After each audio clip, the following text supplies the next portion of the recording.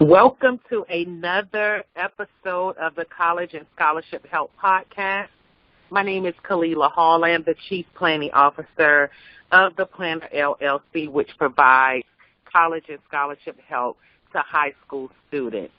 So last week was definitely on vacation visiting Belize, Honduras, and some other countries. But I am super excited to be back this week to share more insight with you on how to prepare for the college scholarship and application process.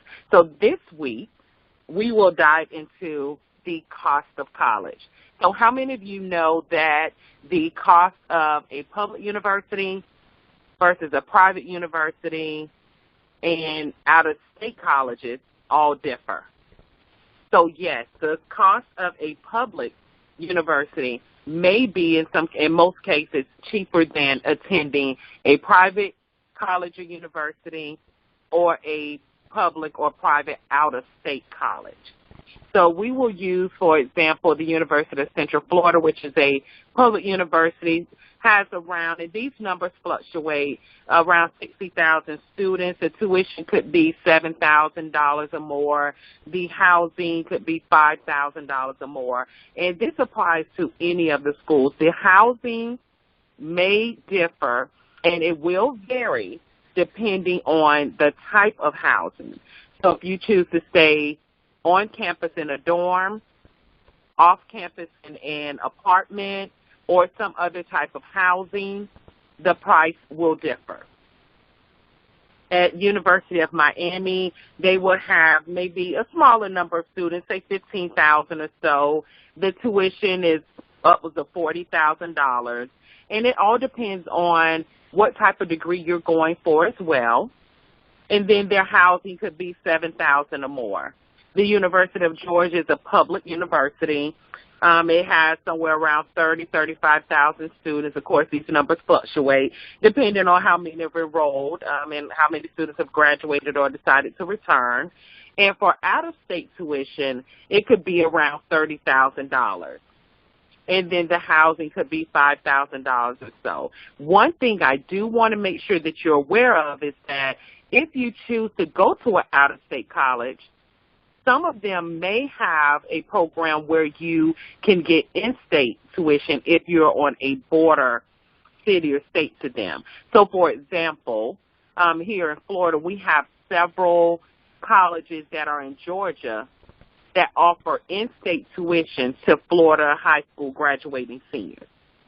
So be sure to write that down, and if you're interested in attending a college or university that is a border state to where you live, they may have a program where you can qualify for in-state tuition.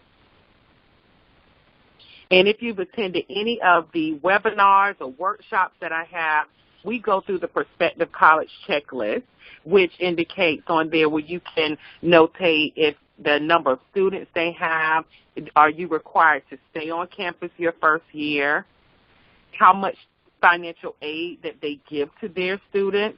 So each college will typically have a percentage of how many students receive financial aid.